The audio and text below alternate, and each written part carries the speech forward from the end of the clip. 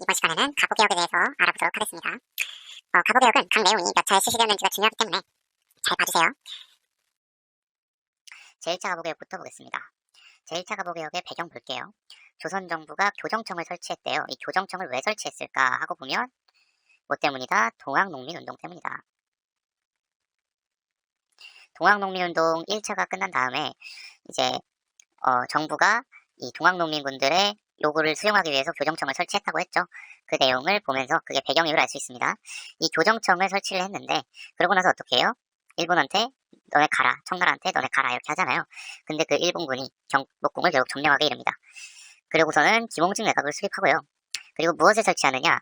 군국 기무처를 설치하게 돼요. 그 군국 기무처를 중심으로 자주적으로 진행되게 된다라는 이야기가 써져 있는데, 자, 분명 이 일본이 개혁을 요구해서 시행된 게 가부개혁이란 말이죠. 근데 왜 자주적으로 진행되었다고 써있느냐? 당시 일본은 조선에게 이 개혁을 요구하고 나서 어떻게 가느냐? 청일전쟁을 해야 돼서 조선의 내정에 크게 간섭하지 못합니다. 그래서 그 기회를 틈타서 군국기무처를 중심으로 우리나라에 맞는 그런 자주적인 개혁을 진행할 수 있었던 것이죠. 자, 그래서 갑신정변, 동학농민군 요구사항을 수용할 수 있었다는 겁니다. 정치부터 볼게요. 청의 종주권 부인이 써있는데 이건 갑신정변에서 한번 봤던 내용일 거예요. 그래서 무슨 얘기냐? 우리는 청의 따까리가 아닙니다. 이 얘기가 바로 청의 종주권 부인이라고 볼 수 있어요. 그리고 또 무엇을 폐지하느냐? 네, 과거제를 폐지하게 됩니다. 그리고 자, 왕실과 정부 사무를 분리한다. 뭐 설치? 국내부 설치. 그래서 왕실의 사무는 국내부가 보고 정부 사무는 의정부가 본다. 이게 바로 국내부 설치의 핵심이겠죠. 그리고 6조를 파라문으로 개편한대요. 6조는 무엇이냐? 왕이 있으면 그 밑에 의정부가 있죠. 그 밑에 뭐가 있어요? 6조가 있단 말이다. 그래서 이 6조를 뭘로 개편했다? 파라문으로 개편하게 되었다. 개국기념을 사용하게 되는데 이 개국기념이란 무엇이냐? 국가가 건국된 해부터 연도를 세는 방법을 개국기념이라고 합니다. 이걸 쓰게 되고요. 경무청을 설치하게 된다. 경찰 이렇게 생각하면 되겠습니다. 경제도 볼게요. 국가의 재정을 일원화하였다. 그러니까 원래는 이곳 저곳에서 따로따로 세금을 걷었기 때문에 뭐 여기선 탈세가 일어나고 뭐 이런 등 부정부패가 심각했단 말입니다. 그래서 탁지아문이라고 이거 시험이 어렵게 나오면 이런 내용도 나올 수 있어요. 탁지아문이라고 해서 이 파라문 중에 한 곳인 탁지아문에서 이 국가의 재정을 보게 되는 이런 국가 재정 일원화가 일어나게 됩니다. 그리고 도량형을 통일하게 되는데요. 자, 도량형이 뭔지부터 볼게요. 도량형은 길이, 부피, 무게 따위의 단위를 재는 법을 말합니다. 뭐 킬로그램, 센티미터, 미터 이런 게 도량형이라는 것이죠. 도량형을 통일해서 이 백성들의 혼란을 줄이고자 했던 것이죠. 그리고 어떻게 하느냐? 조세를 하는데 이 세금을 원래 쌀로 냈었는데 뭘로 내라? 화폐로 내라. 이걸 뭐라고 한다? 금액으로 납부해라. 그래서 조세의 금납화라고 볼 수 있겠습니다. 사회도 볼게요. 자, 일단 신분제를 폐지하고요. 이와 함께 노비제도 폐지하게 되겠죠. 뭘 폐지한다? 노비제를 폐지하게 됩니다. 그리고 과부의 재가를 허용하게 되고 조혼을 금지하게 되고 연자제를 폐지하게 됩니다. 뭔 얘기인지 봅시다. 과부가 무엇이냐? 남편을 일찍 잃은 여자를 과부라고 한단 말이죠. 이 과부가 다시 결혼할 수 있게끔 허용해 주는 게 그 내용이 담겨 있는 겁니다. 근데 이 과부의 재가를 허용해달라는 내용이 어디에도 있냐면 패정개혁안에도 있는 내용이에요. 이걸 보고서 뭘 알 수 있느냐? 동학농민군의 요구사항을 수용해주고 있구나라는 걸 알 수 있는 것이죠. 그리고 조혼을 금지했대요. 조혼은 무엇이냐?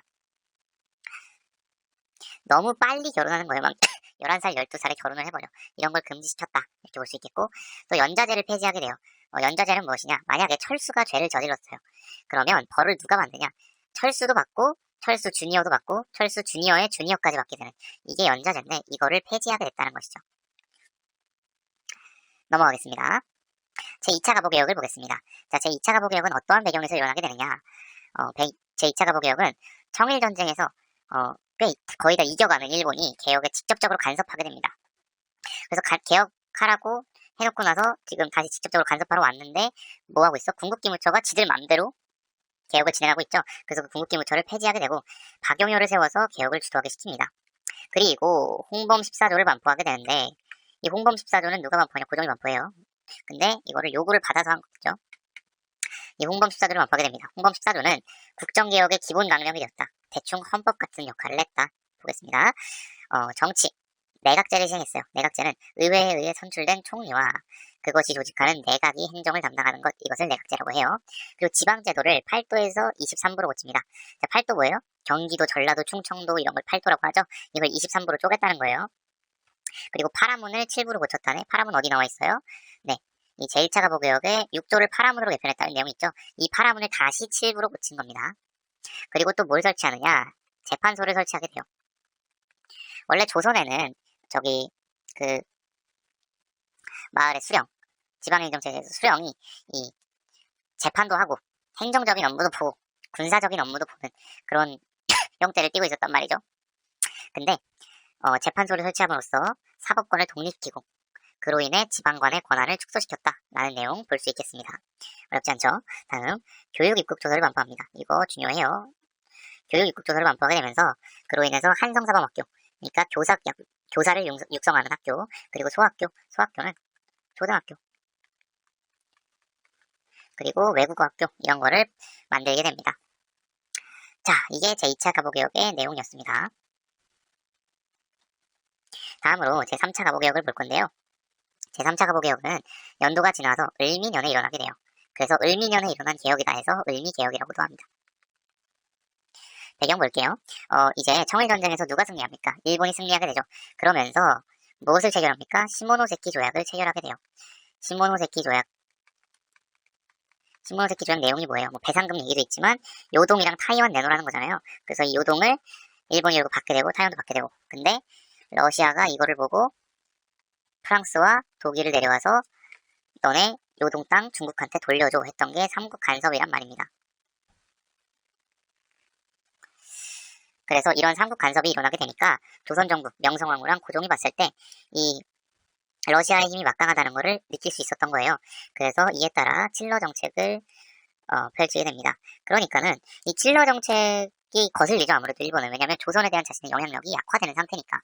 그래서 이 칠러 정책을 무마시키기 위해 이 칠러 정책을 처음으로 펼쳤던 주동자가 누군가 하고 보니까 명성황후인 거야. 그래서 명성황후를 시해하게 되는데 그거를 을미사변이라고 합니다. 을미사변을 벌이고 조선에게 을미개혁을 요구하게 되죠. 그래서 그 을미개혁의 내용을 보겠습니다. 정치, 연호를 사용해요. 연호는 왕이 통치하는 그 기간 동안에 쓰는 이러한 연도를 부르는 호칭을 연호라고 해요. 이때는 건양이라는 연호를 사용했구나. 이렇게 볼 수 있겠습니다. 자, 그리고 군사입니다. 시위대를 설치하는데요. 이 군사는 국방력 강화와는 성격이 다릅니다. 나중에 밑에 있는 한계를 보면 국방력 강화엔 소홀했다는 얘기가 있어요. 그래서 이 시위대 설치는 국방력 강화와는 다른 이야기라는 걸 알아둬야 돼요. 자, 왜냐? 이 시위대는 선생이 일본인입니다. 그러니까 우리나라를 지키는 그러한 국방력을 강화시키는 모습으로 보기는 어렵다는 거예요. 그래서 국방력 강화는 다른 성격이다. 이렇게 볼 수 있겠습니다. 자, 그리고 사회에서는, 인간 나중에 지울게요. 태양력, 양력이잖아요. 예. 양력을 사용하게 되고요. 그리고 예방접종, 종두법을 실시하게 됩니다. 이거는 뭐에 대한 예방접종이냐? 천연두 예방접종이에요. 그래서 천연두를 끝내자는 의미의 종두법을 실시하게 돼요. 그리고 제일 중요한 건 무엇이냐? 단발령, 이 상투를 깎아라 라는 단발령을 시행하게 되고, 이에 따라 고종도 머리를 깎습니다. 근데 조선에는 유교라는 사상이 있잖아요. 이 유교 사상에는 신체, 발부, 수지부무라고 해서 이 부모님이 주신 신체를 함부로 훼손해서는 안 된다는 내용이 있단 말이죠. 그래서 이 단발령을 보면 머리를 깎잖아요. 이 머리카락 자체도 부모님이 물려주신 거기 때문에 함부로 자르면 안 돼요. 그래서 상투 틀고 다니는 거예요. 근데 그거를 무식하고 단발령을 시행하면서 고종까지 이렇게 머리를 깎게 되니까 유학을 배우는 사람들이 빡친 거죠. 그래서 최익현 등의 유생들이 을미의병을 일으키게 됩니다. 자, 보면 지금 나라 꼴이 개판이죠. 그래서 고종이 러시아 공사관으로 튀게 되는데 그걸 뭐라고 한다? 아관파천이라고 한다. 이렇게 볼 수 있겠습니다. 그래서 아관파천이 발생되면서 개혁은 중단되게 된다. 자, 이렇게 1, 2, 3차 가보개혁 볼 수 있었어요. 그래서 갑신을미개혁 의와 한계 보겠습니다. 의부터 볼게요. 개업화와 누구의 개혁 의지가 반영되었느냐?